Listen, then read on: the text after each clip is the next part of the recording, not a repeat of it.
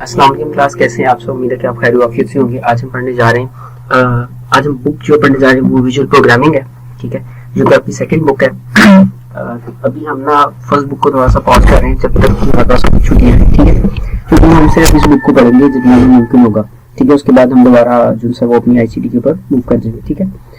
तो आज का टॉपिक हमारे पास है प्रॉब्लम सॉल्विंग। ये आपका चैप्टर है, चैप्टर का नाम है introduction to programming. Programming introduction है जिसके अंदर हमारी सारे कंटेंट्स हैं और इस चैप्टर को हमें पढ़ना है। ये सारे कंटेंट आपको देख सकते हैं, मैंने जो फाइल है वो ग्रुप के लिए शेयर कर दी है, ठीक है। आज हमारा टॉपिक होगा प्रॉब्लम सॉल्विंग को पढ़ना, ठीक है। तो देखिए प्रॉब्लम सॉल्विंग क्या होती है। इसमें लिखा है problem solving is the process of identifying the problem and finding the best solution for it, ठीक है। किसी भी मसले का बेस्ट सॉल्यूशन फाइंड करने का नाम प्रॉब्लम सॉल्विंग है, ठीक है। प्रॉब्लम सॉल्विंग एक स्किल है, ठीक है। मैं तो ऐसा करता हूँ कि इसको मैं किसी और ब्राउजर में ओपन कर लेता हूँ, ठीक है। Just minute. और ये ओके,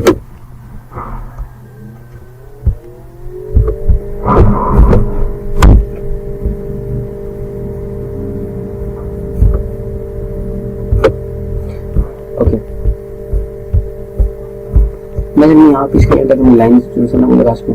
बेटा हमारे पास एक स्किल है, problem solving is a skill that can be developed by following the well organised approach. कि बेटा ये वेल ऑर्गेनाइज्ड अप्रोच होती है। वेल ऑर्गेनाइज्ड का मतलब होता है खास तरतीब होती है जिसके मुताबिक किसी मसले को हल किया जाता है, ठीक है। हम मुख्तलिफ प्रॉब्लम्स को मुख्तलिफ तरीके से हल कर सकते हैं और डेली लाइफ के अंदर हम रोजाना प्रॉब्लम्स को सॉल्व करते हैं, ठीक है। और एक प्रॉब्लम की दूसरी प्रॉब्लम से नेचर भी अलग होती है, ठीक है। मुख्तलिफ तरह की प्रॉब्लम्स आती है और मुख्तलिफ तरह से हल किया जाता है। इसमें लिखा some problem are very difficult and require more attention to identify the solution. कि बहुत सारी ऐसी प्रॉब्लम्स होती हैं कि सॉल्यूशन के लिए हमें बहुत ज्यादा सोचना पड़ता है, ठीक है, और प्रॉपर्ली उन्हें सॉल्व करना पड़ता है। The problem may be solve in a different ways. किसी मसले को मुख्तलिफ तरह से हल किया जा सकता है। इसके अंदर one solution may be faster. मुमकिन है कि जो हम सॉल्यूशन फाइंड कर रहे हैं वो फास्ट भी हो सकता है, या फिर हमें जो सॉल्यूशन फाइंड आउट करना है वो फास्ट होना चाहिए, एक्सपेंसिव कम होना चाहिए और रिलायबल होना चाहिए, ठीक है। ये कुछ एट्रीब्यूट्स हैं जो कि हमारे किसी प्रॉब्लम सॉल्विंग के अंदर होने चाहिए, ठीक है। अब इसमें लिखा है डिफरेंट स्ट्रेटजीज एंड टेक्निक्स। मतलब बहुत तरह की स्ट्रेटजीज है जिसकी वजह से हम प्रॉब्लम के सॉल्यूशन को फाइंड आउट करते हैं। और कंप्यूटर एक ऐसा टूल है जिसकी वजह से हम बहुत कम्प्लेक्स प्रॉब्लम को सॉल्व कर लेते हैं, ठीक है। इसके अंदर लिखा है computer programming contain different instruction for the computer. कि बेटा जो हमारा प्रोग्राम होता है उसके अंदर डिफरेंट टाइप की इंस्ट्रक्शन होती है जो कि हम कंप्यूटर को देते हैं, जिसके मुताबिक हमारे मसलों को हल कर देता है, ठीक है। इसके अंदर person can be a good programmer. एक शख्स एक अच्छा प्रोग्रामर हो सकता है अगर उसके पास प्रॉब्लम सॉल्विंग स्किल है, ठीक है। Different problem solving techniques are for example जो टेक्निक्स हम यूज करते हैं मसले को हल करने के लिए, प्रोग्राम है, एल्गोरिथम है और फ्लो चार्ट है, ठीक है। अब हम देखते हैं कि प्रोग्राम क्या होते हैं। Set of instruction given to the computer to solve a problem is called programs. यानी वो इंस्ट्रक्शंस जो हम कंप्यूटर को देते हैं जिसके मुताबिक उस मसले को हल करता है उसे हम प्रोग्राम कहते हैं। The computer work according to instruction. हमारा कंप्यूटर से वही काम करता है जो उससे प्रोग्राम के अंदर लिखा होता है, उसके अलावा वो कुछ भी नहीं कर सकता, ठीक है। It stored as the file on a storage media such as the hard disk। जैसे हार्ड डिस्क के अंदर हम जो प्रोग्राम बनाया हमने वो हार्ड डिस्क में स्टोर कर सकते हैं, किसी और मेमोरी के अंदर भी स्टोर करवा सकते हैं, ठीक है। और प्रोग्रामिंग लैंग्वेज बहुत सारी होती है, उससे लिखने का अंदाज भी मुख्तलिफ हो सकता है। A person can write the program using a programming language called programmer। और जो शख्स उस कोड को लिख रहा होता है, उस प्रोग्राम को लिख रहा होता है, उसे प्रोग्रामर कहते हैं, ठीक है। अब हमारे पास है एडवांटेजेस ऑफ कंप्यूटर प्रोग्रामिंग। क्या फायदे क्या है कंप्यूटर प्रोग्राम बनाने के, ठीक है। पहला, ये सॉल्व बहुत बड़ी प्रॉब्लम सॉल्व करता है by giving the instruction to the computer. यानी हम बस इंस्ट्रक्शन उनको देते हैं, उसके मुताबिक उस मसले को हल कर देता है और ये बहुत ज्यादा फास्ट काम करता है, ठीक है। उसके बाद computer can process large amount of data. ये बहुत बड़े डेटा को भी वो इजीली मेंटेन कर सकता है। It can display the result on different styles. यानी डिफरेंट स्टाइल्स के अंदर हम अपने रिजल्ट को देख सकते हैं। वो कई दफा डिजाइन बॉक्सेस के अंदर, टेक्स्ट बॉक्सेस में, अलर्ट में, कई सारे काम हम इसमें लगा सकते हैं। The processing of the program is more efficient if and less time consume. कि बेटा वो बहुत कम टाइम लेता है और बहुत ज्यादा काम हमारा कर देता है। और different type of the programs are used to use in different field of perform content task. यानी डिफरेंट हमारे प्रोग्राम्स होते हैं मुख्तलिफ मसलों को हल करने के लिए, ठीक है। अब हम बात करेंगे एल्गोरिथम और सूडोकोड के बारे में। बेटा एल्गोरिथम वो नंबर ऑफ स्टेप्स हैं जिनको परफॉर्म करने के बाद हमारी प्रॉब्लम सॉल्व हो जाती है, उसे एल्गोरिथम कहते हैं, ठीक है। और वो किसी खास सिंटेक्स या किसी खास रूल के मुताबिक नहीं लिखा जाता। जबकि सूडो कोड क्या होता है, सूडो कोड वर्बल लैंग्वेज में बोला जाता है। जैसे मैं इंग्लिश बोल रहा हूँ या उर्दू बोल रहा हूँ, उर्दू में जो मैं स्टेटमेंट्स बता रहा हूँ कि ये पहले ये करना है, फिर ये करना है, फिर ये करना है, वो मेरा सूडो कोड होगा, ठीक है। इसमें लिखा है algorithm is a step by step production to solve a problem.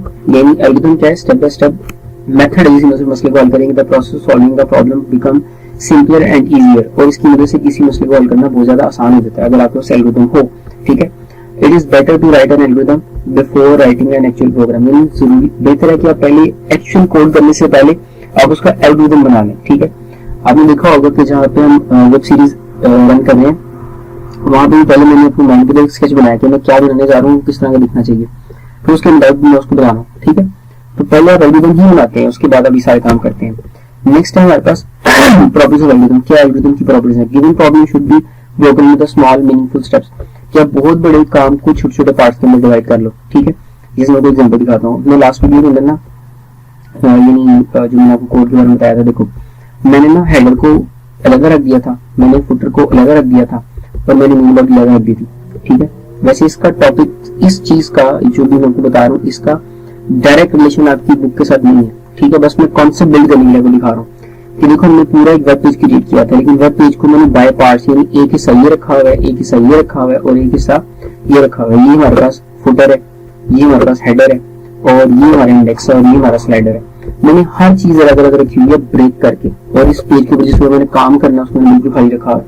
हम क्या करते हैं, बड़ी बड़ी प्रॉब्लम्स को छोटे छोटे पार्ट्स के अंदर डिवाइड कर देते हैं। ठीक है, इसके अंदर लिखा था step should be numbered and sequentially. जो इनके नंबर होते हैं, इन नंबर्स के मुताबिक इस प्रॉब्लम को सॉल्व किया जाता है, ये नंबर लगे हुए। ठीक है, ये स्टेप शुड बी डिस्क्रिप्टिव। जो भी स्टेप लिखा जाता है वो डिस्क्रिप्टिव होनी चाहिए और सिंपल इंग्लिश के होनी चाहिए, एल्गोरिथम वाले। ठीक है, और algorithm are written in pseudo language. इसको सूडो लैंग्वेज के अंदर लिखा जाता है। ये सिंपल इंग्लिश लाइक वर्ड्स होते हैं। ठीक है, English code is used to specify the program logic and independent of the any specific programming language. कि जब आप सूडो कोड लिख रहे होते हो तो बेटा वो किसी भी लैंग्वेज के ऊपर डिपेंडेंट नहीं होता, वो किसी भी लैंग्वेज के अंदर लिखा जा सकता है, बाद में उसे कोड के अंदर कन्वर्ट किया जा सकता है। ठीक है, उसके बाद आता है लॉजिक डिजाइन करना। यानी जब आपको पता चल जाता है प्रॉब्लम है क्या, उसे सॉल्व कैसे करना, फिर आप उसकी लॉजिक बनाते हैं। The first step in this part the logic of the program is design.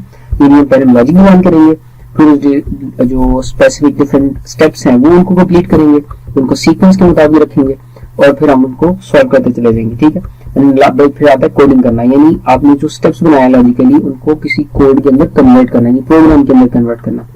ठीक है, एल्गोरिथम के थ्रू। अब देखो यहाँ पे एक एल्गोरिथम लिखा हुआ है, इसमें क्या एक ऐसा एल्गोरिथम बनाए जिसमें दो नंबर्स को जमा करना है। तो कितना काम आसान है। इनपुट में एक यूजर से ए नंबर ले लो, यूजर से बी नंबर ले लो, यानी दो नंबर आपने यूज लिए। फर्स्ट करते हैं 2 और 1, हमने दो नंबर यूज लिए, एक का नाम ए है और दूसरे का नाम क्या है, बी है। इस तरह से तो ए और बी को ऐड करो, जो भी आंसर आता है वो टोटल रखो। तो 1 और 2 3 होता है, तो स्क्रीन पे क्या रिकॉर्ड डिस्प्ले अगर वो 3। तो सिंपल सा काम था। इसी तरह से आर यानी रेडियस, यूजर से पता कर लो कितना है, इनको सॉल्व करने के बाद जो भी इनको मल्टीप्लाई प्लस माइनस करने के बाद आंसर आता है उसे एरिया में रखो और स्क्रीन पे दिखा दो एरिया कितना होता है। ठीक है, इस तरह से हम एल्गोरिथम को सॉल्व करते हैं। मैं ये वाला एल्गोरिथम अभी आपको नहीं बता रहा। ठीक है, इसको मैं नेक्स्ट लेक्चर में कवर करूंगा। खैर अभी आपने इसको इतना पढ़ना है, फिर इंशाल्लाह देख, और जितना हमने पढ़ा इसको याद भी करना है। ठीक है, याद करना है, और फिर मैं आपसे कल पूछूंगा कि आपने क्या पढ़ा, क्या सीखा। Thank you for watching. फिर मिलते हैं इंशाल्लाह नेक्स्ट वीडियो के अंदर।